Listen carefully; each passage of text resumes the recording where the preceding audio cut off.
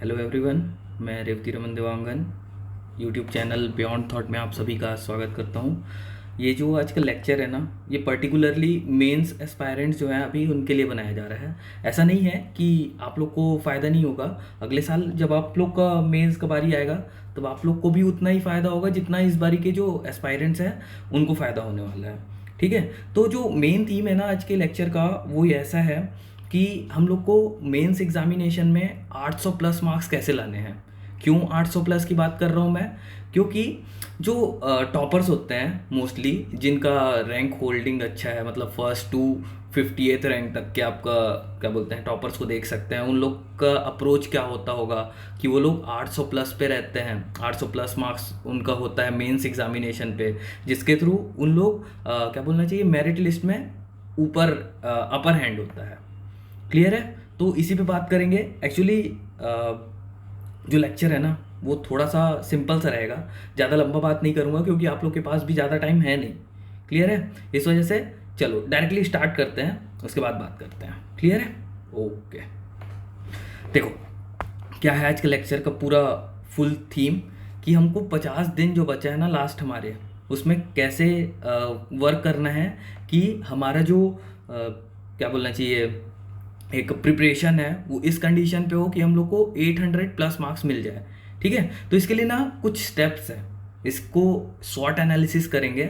स्वॉट analysis का मतलब क्या होता है कि हम लोग अपने स्ट्रेंथ को पहचानेंगे, अपने वीकनेसेस को देखेंगे, अपने अपॉर्चुनिटीज़ ढूंढेंगे और थ्रेट को रिजेक्ट करेंगे। क्लियर है? दैट वुड बी द स्वॉट एनालिसिस।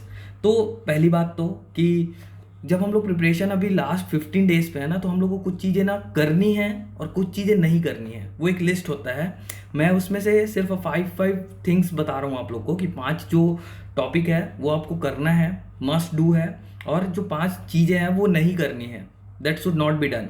क्लियर है? ये आप लोग को क्या करेगा, क्या बोलना चाहिए, हेल्प करेगा आपके ये लास्ट 50 डे के प्रिपरेशन पे। तो पहले क्या चीज़ें नहीं करनी है उस पर बात करते हैं कि हम लोग को ना कोई सा भी नया बुक या फिर नया मटेरियल नहीं चाहिए। मार्केट से कोई भी चीज़ उठा के अब नहीं पढ़नी है। जो हमारे पास टॉपिक पढ़ा हुआ है, जो हमने नोट्स बनाए हैं, जो हमारे क्लास नोट्स है, या फिर जो अभी तक हम लोग प्रिपरेशन के दौरान काम करते हैं ना, उसी पे रिलाई करना है।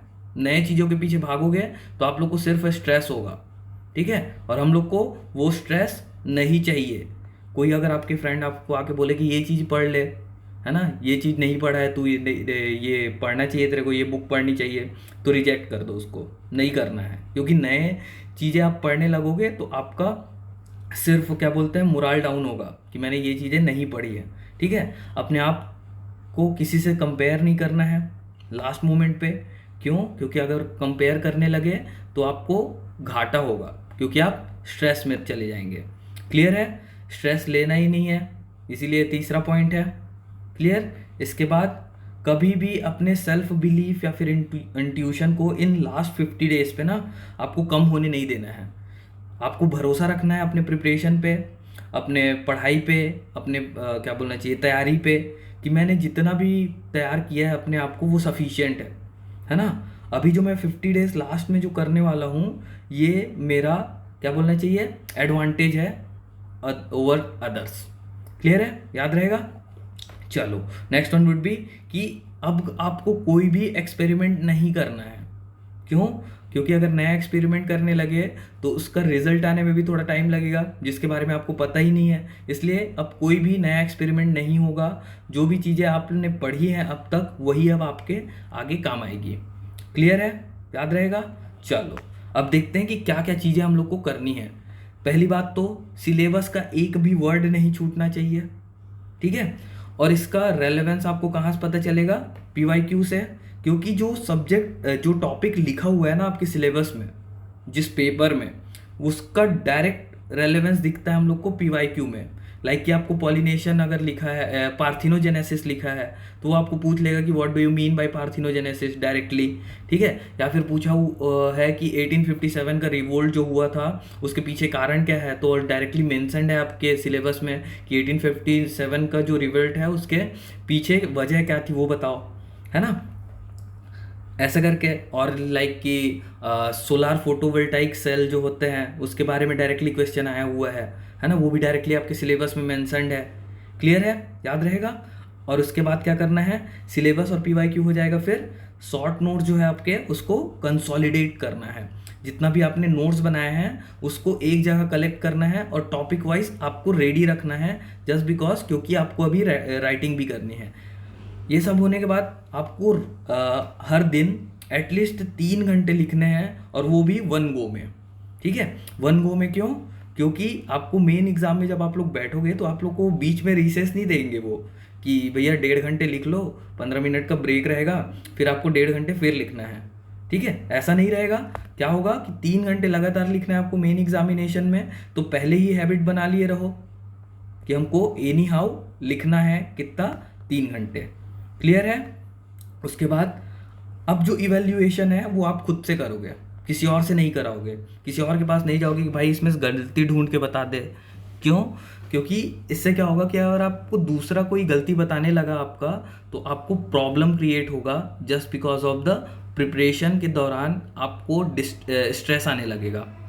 क्लियर है, इसलिए हमको नहीं जाना है किसी के पास इवैल्यूएशन के लिए। हमने जो प्रिपेयर किया है वो सफिशिएंट है, आपको लग रहा है कि इसमें आप और बेहतर कर सकते हो तो वो बेहतर करना है।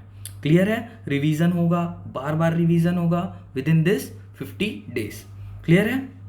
चलो अब देखते हैं कि कैसे कैसे करना है इसको।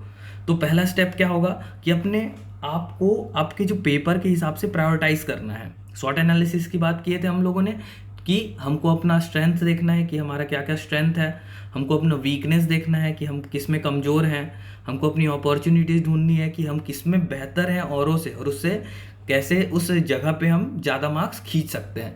जो थ्रेट्स हैं जिसमें हम लोग को लगता है कि ये हो ही नहीं पाएगा रेडी, है ना, तो इसको पूरी तरह से रिजेक्ट कर देना है कि ठीक है नहीं हो पा रहा है तो इसको मैं नहीं करूँगा, क्योंकि बाकी जो मेरा स्ट्रेंथ और अपॉर्चुनिटीज़ है उसमें मैं ज़्यादा मार्क्स खींचने का कोशिश करूँगा। क्लियर है, इसीलिए स्ट्रेंथ पे ज़्यादा फोकस करना है। जो हमारी खासियत है, जो हमारा पावर है, उसको हम लोग और ज़्यादा क्या करेंगे, इम्प्रूव करेंगे।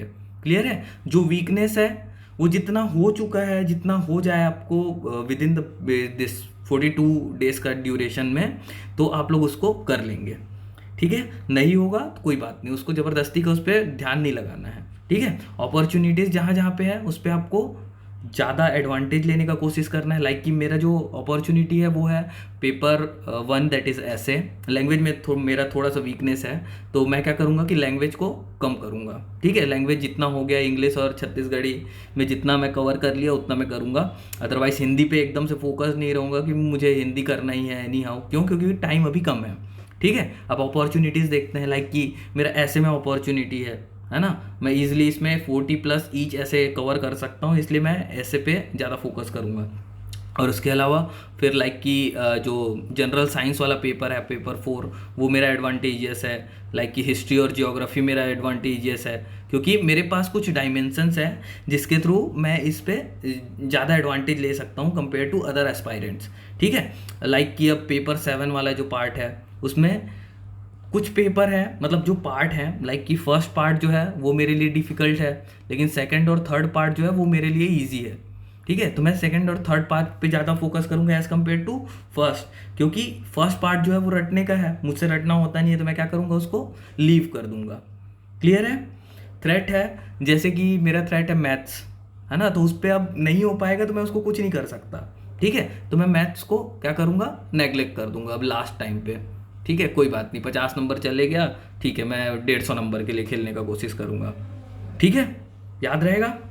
इसके अलावा अब ये सारी चीज़ें जो आपको प्रायोरिटाइज करनी है ना, उसके लिए पहले आपको अपने दिन को डिवाइड करना पड़ेगा, सीधी सी बात है। ठीक है, तो मेरा जो डिवीज़न है वो मैं कैसे करता हूँ कि मैं लास्ट के जो 50 डेज होते हैं ना उसको 8 और 42 दिन में डिवाइड कर लूँगा।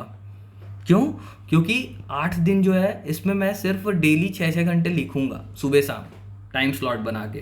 क्यों, क्योंकि ये मुझे हैबिट देगा कि जो मेरा एग्ज़ाम होने वाला है 24 से, उस पर मैं लगातार 6 घंटे लिख सकूँ। 6 घंटे मतलब 3 घंटे का स्लॉट एक, फिर थोड़ा टाइम का ब्रेक, फिर 3 घंटे का स्लॉट। क्लियर है। अब इसमें 42 डेज में मैं 6 वीक बनाऊंगा इसको, मतलब 6 हफ्ते, है ना, और इन 6 हफ्ते में मुझे 6 पेपर को रेडी करना है। हर हफ्ते एक पेपर लूँगा मैं, that is paper 2 to paper 7। क्यों, क्योंकि जो ऐसे वाला पोर्सन है ऑलरेडी मेरा रेडी है, तो मैं उसमें कुछ ज़्यादा क्या बोलना चाहिए, मेहनत करने का कोशिश नहीं करूँगा। क्यों? क्योंकि जब मैं प्रिपेयर करते रहूँगा ना विद इन दिस 6 पेपर, तो कहीं ना कहीं वो रिफ्लेक्ट होगा किसमें, मेरे ऐसे में। ऐसे ऐसा तो नहीं है कि कुछ भी पूछ देंगे, विद इन द सिलेबस ही रहेगा या फिर विद इन द अफेयर्स ही रहेगा, है ना। तो इस वजह से भी उस पर ज़्यादा टेंशन लेने की ज़रूरत नहीं है मुझे। तो मैं अपना पेपर को डिवाइड करूँगा, मेरे को पता है कि मेरे जो जो प्रायोरिटी सेक्टर है मैं उसको अच्छे से करूँगा, जो थ्रेट है उसको मैं नहीं करूँगा ज़्यादा फोकस। क्यों? क्योंकि मुझे अल्टीमेटली चाहिए क्या, 60% मार्क्स चाहिए जो टोटल पेपर है उसके हिसाब से। दैट इज़ अगर 7 पेपर होते हैं, 1400 मार्क्स है, उसमें अगर मुझे 800 चाहिए, मतलब क्या है कि मुझे 60% के आसपास में नंबर चाहिए। तो मैं उस हिसाब से ही अपने अप्रोच को रखूँगा कि जहाँ पे मुझे कमजोरी है उसको मैं थोड़ा सा ट्राई करूँगा कि जितना हो गया उतना कर लूँ, लेकिन जहाँ मुझे लग रहा है कि हो ही नहीं पाएगा तो उसमें मैं क्या करूँगा, उसको छोड़ दूँगा।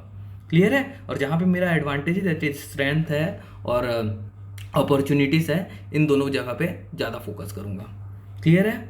चलो, उसके बाद अगला स्टेप क्या होगा कि वही जो मैंने आप लोगों को पहले ही बताया था कि सेकंड स्टेप मतलब जो सिलेबस है उसमें से वर्ड को ढूंढना है आपको, है ना। जो वर्ड मेंशन है ना उसको देखना है पीवाईक्यू में कि उससे क्वेश्चन कैसे बने हैं। आपको डायरेक्टली दिखेगा कि उसमें से क्वेश्चन कैसे बन के आए हुए हैं, है ना। लाइक कि 1857 वाला जो मैं आपको पूछ रहा था, या फिर क्या बोलना चाहिए, इंटरनेशनल ऑर्गेनाइजेशन पे है जैसे पेपर 7 पे, या फिर सोशियोलॉजी का पेपर है उसमें पूछा हुआ है ना, कि पर्टिकुलर जो सोशलाइजेशन है उसका डेफिनेशन डिफाइन करो किसी एक पर्टिकुलर क्या बोलना चाहिए राइटर के हिसाब से या फिर फिलोसफर के हिसाब से। क्लियर है? ये जब मुझे दिख जाएगा कि क्या बोलते हैं इससे डायरेक्ट क्वेश्चन आ रहा है, मुझे कॉन्फिडेंस डेवलप होगा और मैं इन डायरेक्ट क्वेश्चन या फिर जो वर्ड्स हैं जो लिखे हुए हैं उसको कंसोलिडेट करने का कोशिश करूंगा कि मुझे ये वर्ड को यूज़ करना है किसी भी तरीके से। इससे रिलेटेड मैं डाटा ढूंढूंगा, फैक्ट ढूंढूंगा, या फिर करंट अफेयर्स या फिर जो रिलेवेंस होगा ना वो ढूंढ के क्या कर लूँगा, अपने नोट्स को एकदम ज़्यादा कंसोलिडेट करूँगा। क्यों? क्योंकि ये लास्ट 8 दिन बचा रखे हैं ना हम लोगों ने पहले ही, इस पर मुझे इन सारे आंसर को यूज़ करना है। अभी कंसोलिडेशन हो गया, किसका, सिलेबस भी कंसोलिडेट कर लिए और पीवाईक्यू भी कंसोलिडेट कर लिए। तो अब मुझे इवनिंग पे क्या करना है, 3 घंटे लिखना है ना। और ये 3 घंटे का जो लिखना है वो क्या होगा, कंटिन्यूअस रहेगा बिना ब्रेक के। ठीक है, डेली लिखूंगा मैं, मतलब 42 दिन लिखूंगा 3 घंटे, दैट इज 42 इंटू 3, 3 टू 6 12, 126 घंटे मुझे लिखने हैं इन लास्ट के 42 डेज में एनी हाउ। ठीक है, क्योंकि फिर जो 8 दिन होगा उसमें मैं 6-6 घंटे लिखूंगा, है ना, just to make my hand क्या बोलना चाहिए उसको, हैबिचुअल। क्लियर है? हैबिट में लाना है लिखने का। ठीक, और इसके बाद सेल्फ इवेल्युएशन होगा, किसी और से इवेल्युएट नहीं कराऊंगा, मैं नया एक्सपेरिमेंट नहीं करूंगा या फिर किसी और चीज़ पे मतलब नया चीज़ ढूंढने का कोशिश नहीं करूंगा। जितना मैंने पढ़ लिया है वह सफिशियंट है, what ever I have learn is best learned. Clear है?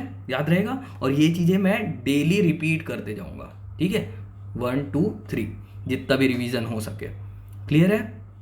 चलो, बस इतना ही है, यही स्ट्रेटजी फॉलो करो, आपको 800 प्लस लाने से कोई नहीं रोक पाएगा। लेकिन आपको अपना स्ट्रेंथ, अपना वीकनेस, अपना अपॉर्चुनिटी और अपना थ्रेट पता होना चाहिए। ठीक है, तभी ये सिंपल होगा। अदरवाइज अगर आप ढूंढते रहे तो प्रॉब्लम क्रिएट हो जाएगा। क्लियर है? चलो ठीक है, so thank you very much. ठीक है, विद लव फ्रॉम रमन भैया। मैं रमन भैया, मिलते हैं फिर से लेक्चर पे। Okay, all the very best.